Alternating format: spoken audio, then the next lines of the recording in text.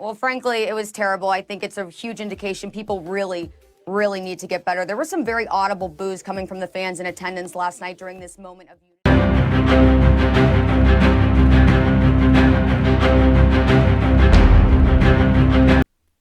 All right, folks, we're going to get right into this one. And it's one of them topics that I've steered away from, but it needs to be said. And I'm going to say it. The fans in Kansas City were not racist. They were there to see a football game.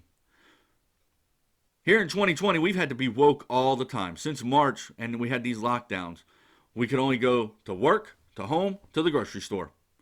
And all our sporting events, all our fun has been taken away. And we're getting preached at all the time. And finally, there's a positive thing. The NFL's back. And they'll even let fans in the stands in some cities.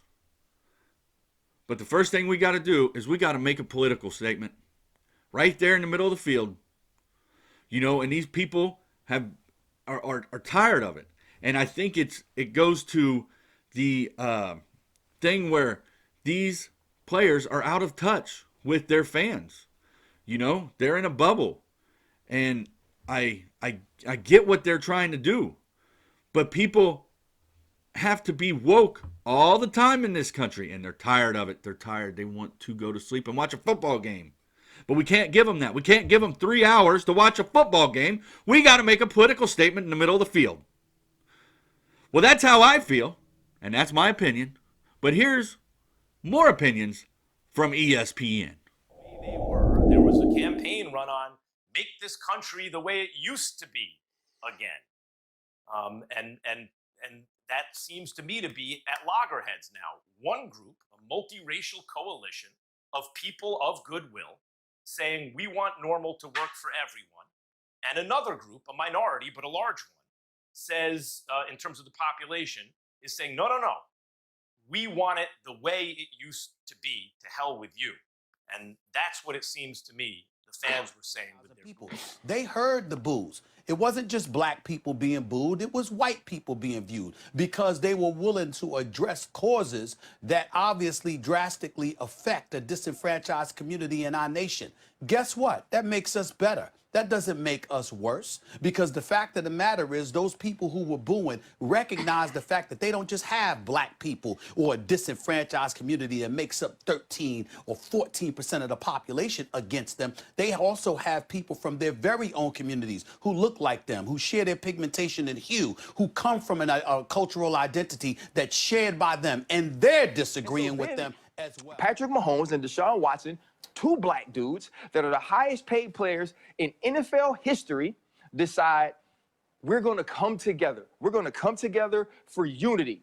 We're going to come together to say that we are all in this fight for the same thing. We want everyone to be treated equally. We want everyone to have the same justice system. We want everyone to get the same rights and protections that are theirs by law. So we're just going to come together and do it. We're not going to kneel. It's not going to mess up the anthem. It's not going to destroy your day in any way.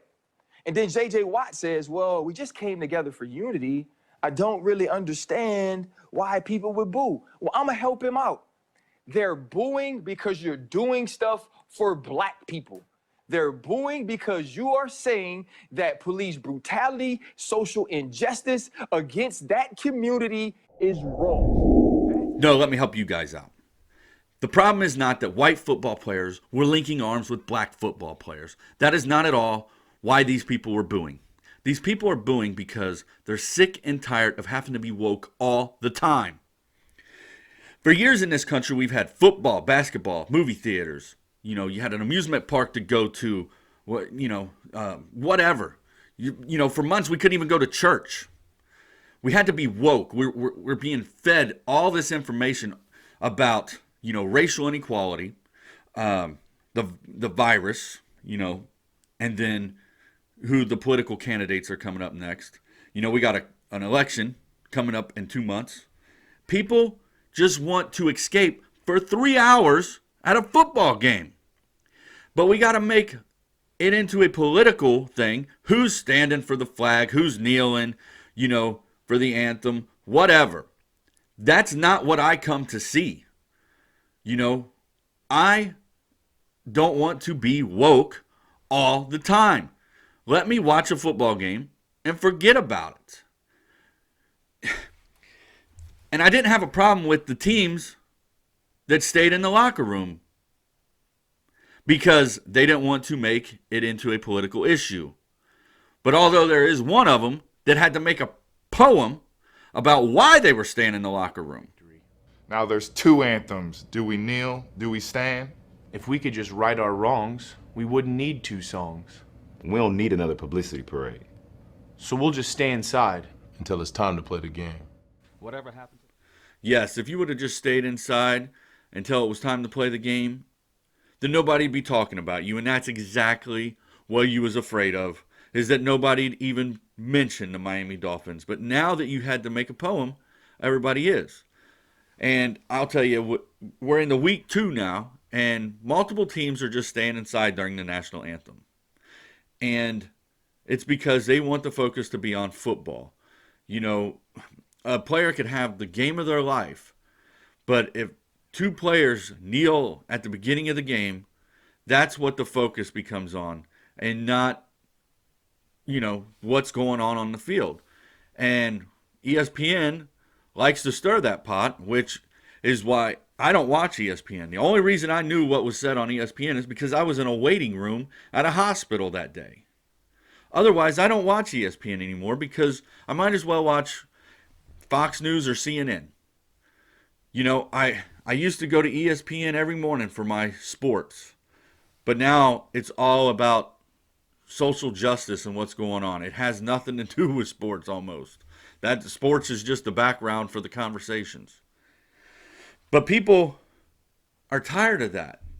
That is why that booing was happening, and that's why it would happen across the league if fans were in the stands. And it will happen once fans get back in if this doesn't change. And it's not about what the issue that they're protesting on the field. It's that they're protesting anything. That, you know, people are just there to see the football game. They don't want to think about that stuff. And I'm running right into my final opinion here, is that if you're going to stand for the flag, if you're going to kneel for the flag, if you're going to stay inside for the flag, that's fine. That's your right. That's your right as an American. But don't be upset if you're doing it on the football field when people paid tickets to come see you play a game, if they're going to boo you. You know, some may cheer you for it, some may boo you for it. But don't be offended when that happens. You know, it wasn't long ago that Tim Tebow was kneeling and praying in the end zone, and he was getting bashed for it.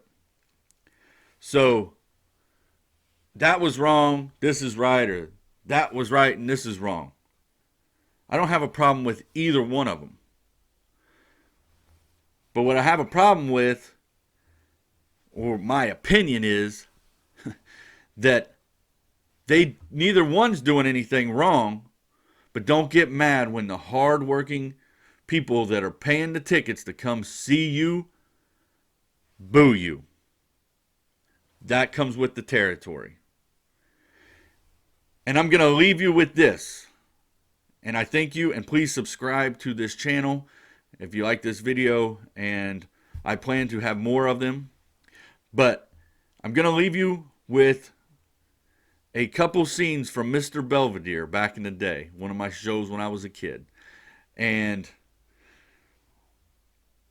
the guy on there, Bob Uecker, who is a baseball announcer, he played on Mr. Belvedere. And he was a sports broadcaster, a sports columnist. And he's talking about the national anthem. And at the beginning of the show, he was down in it. And at the end of the show, he tells you why. Thank you, guys. And I'll see you next time on Opinions You Did Not Ask For. Oh, Skip. Tonight I'd like to talk about something that bugs me every time I go out to the old ballpark. It's not the price of the ticket or having to play bumper cars in the parking lot, or even those soggy hot dog buns. What really bugs me is the national anthem. Who needs it? I mean, there you are, all cozy in your seats, with your popcorn and peanuts and Cracker Jacks when some joker says, please rise and join anybody from Robert Merrill to some fat fraud from the Ladies Bowling League in singing Oh Say Can You See. I mean, let's face it, it's not that great a song to begin with, and even if it was, nobody's paying any attention anyway. I mean, the players are sitting in the dugout spitting tobacco. The 8 guys in the bleachers are ticked off because the beer line's closed for the next few minutes, and everybody else starts yelling and screaming before the song is half over anyway. So, to heck with all this patriotic mumbo-jumbo. Let's dump the national anthem and play ball. I guess last week I sort of upset a lot of people when I said we should dump the national anthem. And I appreciate getting the chance to tell everybody that I still mean it. I mean, why shouldn't we get rid of it? Nobody seems to care anymore. I can remember when I was a kid going out to Forbes Field with my old man. When that Star-Spangled Banner started playing, people stood up straight and put their hats over their hearts and sang so loud the whole place shook. Sometimes there'd be soldiers in wheelchairs, and if they couldn't stand on their own, there'd be somebody to help them. I guess we were pretty proud back then, and maybe I was just wishing things could be like that again.